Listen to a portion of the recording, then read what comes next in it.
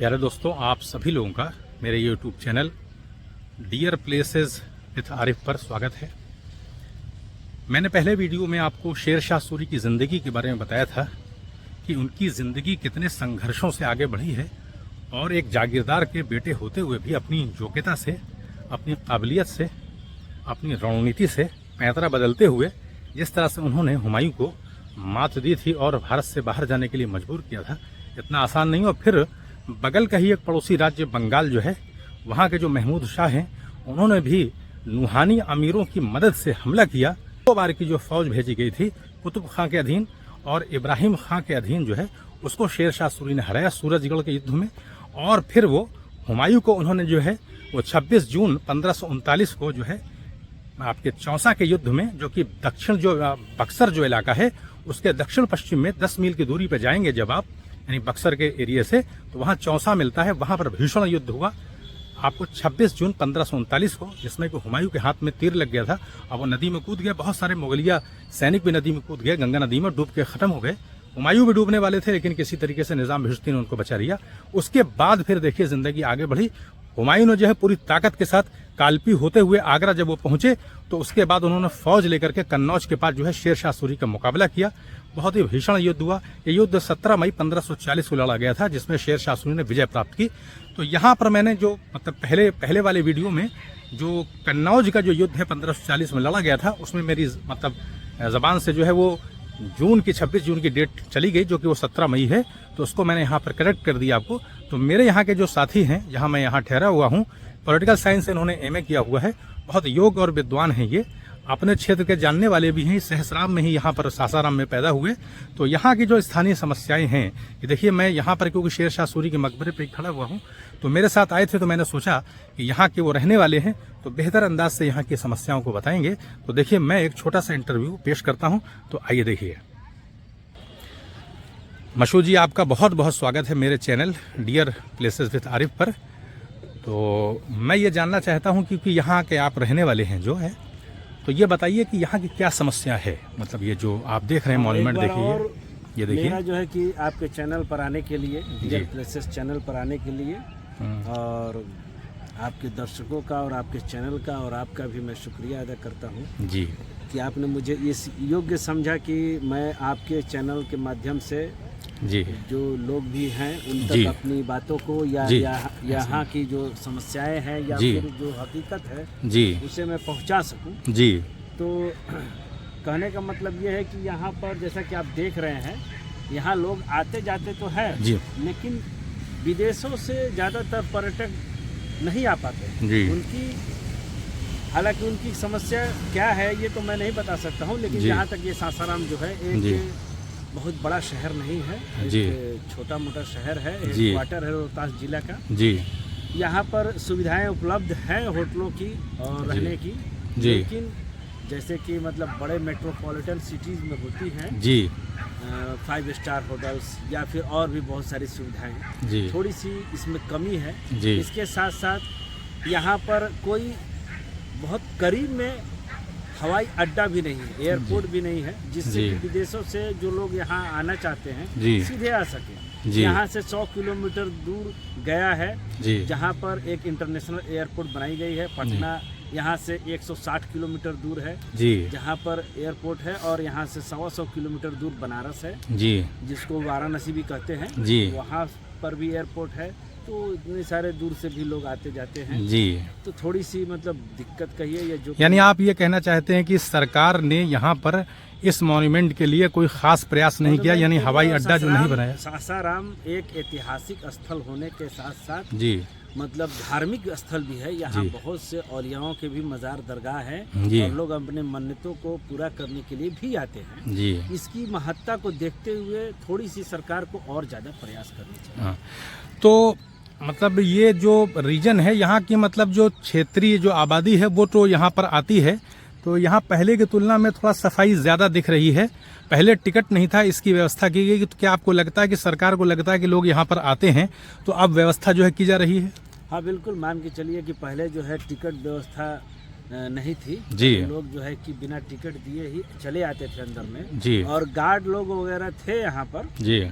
और archaeological survey of India जो है वो यहाँ के सारे व्यवस्था को देखती है, मैनेजमेंट को संभालती है जी। तो गार्ड्स वगैरह जो थे वो ध्यान तो रखते थे, लेकिन कहने का मतलब ये है कि कुछ खर्च भी थी, कुछ मैनेजमेंट, कुछ टूटना फूटना संवारना संभालना जी। तो इन सब चीज़ों के लिए सरकार को अपने निजी फंड से या फिर अपने जो है कि रिजर्व फंड से खर्च करना पड़ता होगा जी। फिर बाद में जो है कि टिकट व्यवस्था लगाई गई। फिलहाल में जो है कि ऐसा है कि 25 रुपया मतलब 18 साल से ऊपर के व्यक्ति के लिए 25 रुपया का टिकट है जी। और सुबह मान के चलिए कि 7-8 बजे शुरू होता है जी, मतलब खुल जाता है यहाँ, और शाम को 6 बजे तक इस जगह को बिल्कुल ही खाली कर दिया जाता है, बंद कर दिया जाता है। तो मैं आपसे ये पूछना चाहता हूँ कि क्या आपको लगता है कि जो जैसे कि दिल्ली एयरपोर्ट है, नई दिल्ली एयरपोर्ट है, तो वहाँ पे आपको क्या लगता है कि बिहार की सरकार को प्रयास करना चाहिए कि जो शेर शाह सूरी का मकबरा है वहाँ पर कुछ इसकी तस्वीरें लगाई जाएं? दिल्ली एयरपोर्ट पर तो नहीं, दिल्ली चूंकि बहुत दूर है यहाँ से, 1000 किलोमीटर दूर है, और दिल्ली और सासाराम के बीच में बहुत से ऐसे मुगलिया सल्तनत के भी बहुत से ऐसी जगह हैं, जैसे आगरा है,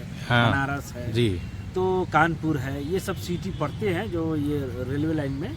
तो कहने का मतलब ये कि इस वजह से दिल्ली ना कर करके सरकार को चाहिए कि बनारस और पटना और खास तौर से गया इंटरनेशनल जो एयरपोर्ट्स हैं इन पर जो है कि इस जगह के बारे में एक मतलब कि तस्वीर या फिर जानकारी दी जाए जी, ताकि जो है कि लोग यहाँ तक आ सके आसानी से। ऐसा भी तो किया जा सकता है कि शेर शाह सूरी के मकबरे पर यहाँ लाने के लिए गया में या बनारस में कुछ स्पेशल वैन चलाई जा सकती है या बसेस चलाई जा सकती हैं, बुकिंग कराई जा सकती है। हाँ, उस तरह की व्यवस्था है भी जी, मतलब कोई दिक्कत तो इस तरह के नहीं है, क्योंकि यहाँ पर मैं देखता हूँ कि स्थानीय लोग या आसपास के जिलों के लोग या दूसरे प्रदेशों से यहाँ आते हैं, लेकिन जो मतलब टूरिस्ट बाहर के हैं वो नज़र नहीं आते, जबकि फतेहपुर सीकरी लोग जाते हैं। तो क्योंकि वहाँ पर लोग मतलब वहाँ प्रचार प्रसार भी है, हो सकता है कि प्रचार प्रसार में कमी हो, और उसके साथ साथ शेर शाह जो कि एक हिंदुस्तान के शहंशाह भी थे, इतने बड़े हस्ती थे, इसके बावजूद जो है कि सासाराम की जो स्थिति है वो बहुत ज़्यादा मतलब प्रगति नहीं कर पाई जी, जिसके वजह से जो है कि शायद इस जगह मतलब आप ये कहना चाहते हैं कि अगर किसी क्षेत्र की प्रगति ना हो तो वहाँ कोई मॉन्यूमेंट बहुत विशेष हो तो वो लोग नहीं आएंगे? नहीं, आज के समय में मैं ऐसा मानता हूँ क्योंकि आज के समय में लोग सुविधाओं को भी ध्यान में रखते हैं जी, कि कहीं हमको जाना है, फैमिली के साथ जाना है, तो किस तरह से वहाँ अपने आप को मतलब आराम से रख सकूं। और उसका तो जरूरी नहीं कि कोई 5 स्टार होटल ही हो, तो सरकार अपनी तरफ से कोई एक इंतजाम कर से गेस्ट हाउस बना सकती है, कुछ होटल बना सकती है छोटा, जो है वो निजी होटल्स हैं कुछ। आप क्या सरकार को सजेशन देना चाहेंगे? मैं सरकार के बारे में यही कहना चाहूँगा, खास तौर से सरकार से भी ज़्यादा यहाँ के जो स्थानीय प्रशासन है जी, उससे यही कहना चाहूँगा कि वो इस जगह की महत्ता को जगजाहिर करने में जी, और इस जगह पर कुछ ऐसी व्यवस्था करें जी, ताकि जो है कि इस जगह को लोग ज़्यादा से ज़्यादा जान सके और ज़्यादा से ज़्यादा आ सके जी, ताकि यहाँ के स्थानीय जो छोटे छोटे व्यापारी है उनको भी थोड़ा व्यापार में मदद मिले जी, और साथ में इस जगह की महत्ता और इम्पोर्टेंस भी बढ़े, और उसके साथ साथ इस जगह को एक बढ़िया स्थान के तौर पर उभारा जा सके। तो मतलब ऐसा कुछ अभी हाल मतलब दिखाई पड़ रहा है जिस तरह से काम यहाँ चल रहा है और खूबसूरती बढ़ाई जा रही है, सफाई वगैरह तो है ही ठीक ठाक, लेकिन ये बात सासाराम के बारे में नहीं कही जा सकती जी जी, क्योंकि सासाराम के बारे में ये बात जो है जग जाहिर हो चुका है कि हिंदुस्तान के 100 सबसे बड़े जो गंदे शहरों का लिस्ट बना था जी, उसमें सासाराम का नंबर 1 नंबर पे। तो उसके पीछे क्या वजह देखते हैं आप? पीछे अब जाहिर सी बात है कि अगर कोई शहर गंदा है तो ऐसा तो नहीं कि यहाँ पर प्रशासन नहीं है, यहाँ पर सफाई कर्मचारी नहीं है, जाहिर सी बात है मैनेजमेंट को ही दोषी करार दिया जा सकता है जी, यहाँ के जो भी बड़े बड़े अफसर हैं आला उनके ऊपर ही जिम्मेवारी तो आती है जी, जी, जी, और वो ये जो रिकॉर्ड मैं बता रहा हूँ तो क्या ये मुझे ही सिर्फ मालूम है, उन्हें नहीं मालूम है जी, जी, उनको तो और ज्यादा दुगना प्रयास करना चाहिए जी जी जी, सिंपल सी बात है जी। तो चलिए आप प्रयास करेंगे जी, कुछ न कुछ तो बदलाव पहले की तुलना में आपको कैसा लग रहा है? आज से 10 साल पहले भी आपने इस स्थान को देखा होगा। जो ये परिसर है, ये परिसर तो बेहतर स्थिति में है जी, लेकिन मोनुमेंट के बाहर सासाराम की स्थिति जो है वो बहुत ज्यादा बेहतर नहीं, ये सब कुछ। क्या आपको लगता है कि सरकार जो है कुछ स्पेशल एक खास बाहर के टूरिस्ट को लाने के लिए गेस्ट हाउस की व्यवस्था करे, उनके लिए इंतजाम करे कि वो यहाँ पे आएंगे तो ठहरेंगे कहाँ? अगर कोई ऐसा इंतजाम करे तो आपको कैसा लगता है कि क्या कैसा रहेगा? नहीं, अगर सरकारी तौर पर अगर कुछ प्रयास किया जाता है जी तो उसमें कोई हर्ज नहीं है, व्यवस्था है भी। क्योंकि बनारस में इतने टूरिस्ट आते हैं तो यहाँ भी आ सकते हैं, बहुत दूरी नहीं है। हाँ, बहुत दूरी तो नहीं है, लेकिन कुछ प्रसिद्धि जो है कुछ कारणों से, और सबसे बड़ा कारण तो हमको यही लगता है जी कि सासाराम जो है वो हिंदुस्तान के सबसे गंदे शहरों में गिनती होती है। जाहिर सी बात है, ये एक बहुत बड़ा निगेटिव पॉइंट है यहाँ पर नहीं आने के बारे में, क्योंकि सिर्फ एक मोन्यूमेंट ही होना काफ़ी नहीं है, उसके साथ साथ उस जगह का अपना एक सामाजिक और जो आर्थिक के साथ साथ सफाई वगैरह ये सब भी एक इम्पोर्टेंस रखता है। चलिए, आपका बहुत बहुत शुक्रिया, आपने जानकारी दी है, इससे लोगों को अंदाज़ा लगेगा कि यहाँ की क्या समस्या है।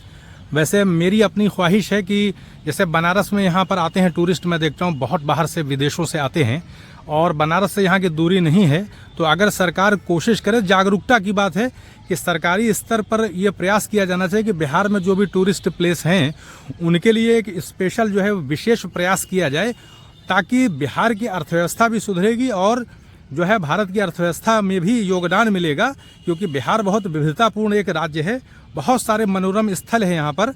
तो अगर ये इस तरह से प्रयास किया जाए, इसके लिए मतलब प्रयास ही किया जा सकता है, योजना बनाकर योजना के जरिए ही कोई काम किया जा सकता है, ताकि देखिए कितना खूबसूरत जो ये मकबरा है, तो बहुत सारे विदेशी जो है जानते भी नहीं हैं, वो आगरा से ताजमहल देख करके फतेहपुर सीकरी जा करके या बनारस जा करके वापस चले जाते हैं। तो सरकार को मैं समझता हूँ कि कुछ इंतज़ाम ऐसे हैं जो ठहरने के लिए गेस्ट हाउस बनाना, या बनारस से कुछ बस की व्यवस्था करना, वहाँ पर प्रचार प्रसार करना, मतलब उत्तर प्रदेश के अंदर, ताकि वहाँ के टूरिस्ट यहाँ आ सकें। तो लोगों को जब ये विश्वास होगा, आएंगे यहाँ पर, तो फिर यहाँ पर एक मतलब वातावरण भी निर्मित होगा, लोगों को भी लगेगा कि टूरिस्ट यहाँ आते हैं, तो लोगों की आदतें भी सुधरेंगी। क्योंकि गंदगी में प्रशासन का तो यो मतलब उसकी सफाई में तो उनका अपना हाथ होता है, लेकिन लोग जो गंदगी करते हैं, जो आदतें होती हैं, उसमें भी सुधार होगा। लोगों को लगेगा भाई टूरिस्ट यहाँ पे आ रहे हैं, तो वो अपनी आदतों में भी सुधार करेंगे।